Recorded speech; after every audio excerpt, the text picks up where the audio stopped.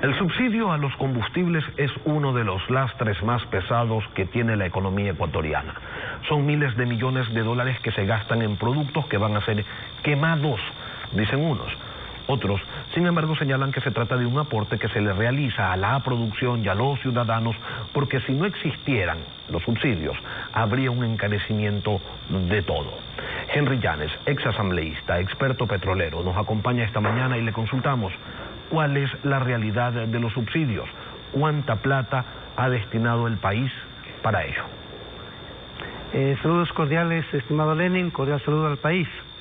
En el manejo de la política petrolera hay muchos errores, o podríamos decir que la política petrolera ha sido desastrosa durante los últimos 12, 13 o 14 años, porque se maneja una política de subsidios para todo el Ecuador, como que todo el Ecuador requiriera del subsidio, y eso no es una realidad. En el Ecuador hay sectores que requieren subsidio y hay otros sectores que no requieren subsidio de los combustibles, pero dentro de esta política irresponsable, demagógica, clientelar, ha hecho que los subsidios, en el caso de los combustibles, se mantengan para toda la población. Quisiéramos ver brevemente unas láminas sobre el tema del gas, del diésel y de la gasolina. No sé si usted tiene las láminas, pero lo que quiero decirle, Lenin, si no la tiene, por ejemplo, en gas, en el periodo 2011-2019, el monto de importación en gas de uso doméstico o gas licuado de petróleo fue de 4.864 millones de dólares. ¿Sabe cuánto recibió el Estado por la venta del gas en el Ecuador? 1.295 millones de dólares. ¿Cuál fue el monto del subsidio o de la pérdida de la pérdida? Hablo, si usted le da un contador, hágame un análisis de ingresos y sáqueme pérdidas y ganancias, y él va a decir tuvo en el gas 3.568 millones de dólares. En el caso de la gasolina de alto octano, de las naftas de alto octano que se importaron, se compró en 15.180 millones de dólares en el periodo 2011-2019. En el mercado interno se vendió estos productos en 8.339 y el monto del subsidio fue de 6.840 millones de dólares. En la gasolina super solamente. En las naftas que se importan, porque ese producto se lo mezclan no solamente para el caso de la gasolina super, sino para toda la gasolina extra y Ecopaís, estimado Lenin. Lo que quiero ir a un resumen es de que en el periodo 2011-2019, ¿sabe? El gobierno de Correa y de Moreno importaron aproximadamente 37.781 millones de dólares.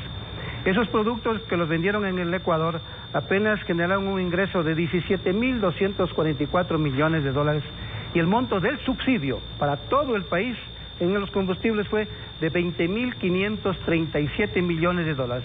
Si sumamos el subsidio por la importación de los combustibles en los tres, gasolina, gas y diésel, y tomamos en cuenta lo que se subsidió de los productos que se obtienen de la refinería Esmeraldas de Anglo y del complejo industrial de Chuchufinde en estas 13 plantas, sumado el total del subsidio 2011-2019 fue de 32.118 millones de dólares. Entonces, es necesario entonces, Henry, una focalización, pero una eventual medida de este tipo tampoco solucionaría el problema, porque debería ir acompañada de una desconcentración o de una liberalización de las importaciones de derivados.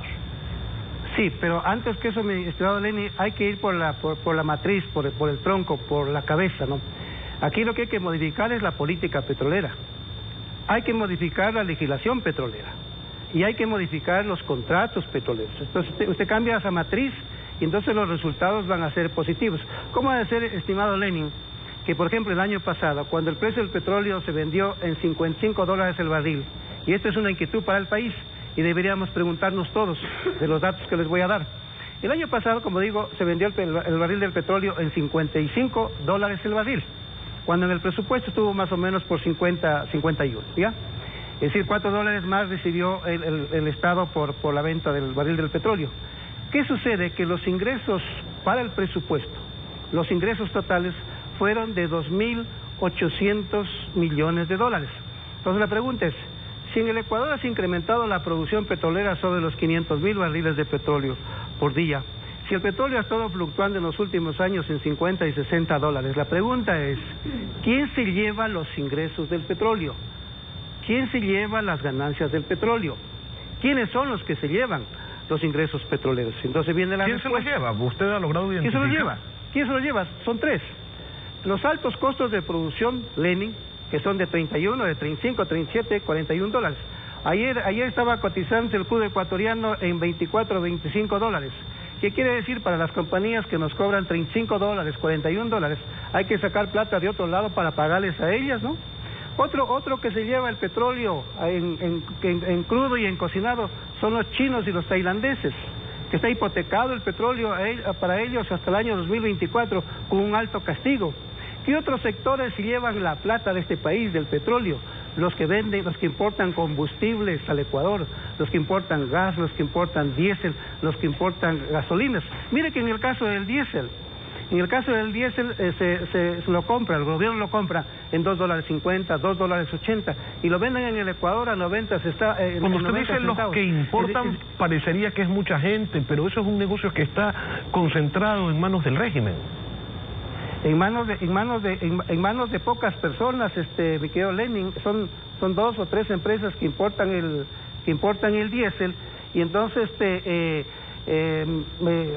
así mismo son 2 o 3 importas que importan el gas, y lo mismo son los que importan, esas mismas empresas son las que importan las gasolinas. Entonces, ¿se puede renegociar, Henry, se puede renegociar estos contratos de preventa que tiene el Ecuador con Petrochina, con Petrotailandia?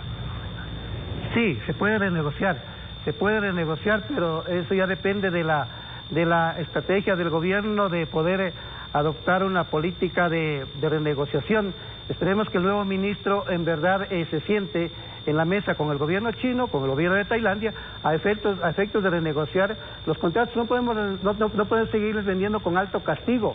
No podemos tener comprometido el 90 o el 92% o más del petróleo con ellos. Entonces ahí tenemos enormes pérdidas porque no podemos nosotros licitar el petróleo y venderlo en el mercado spot y venderlo a quien pague más por un barril de petróleo.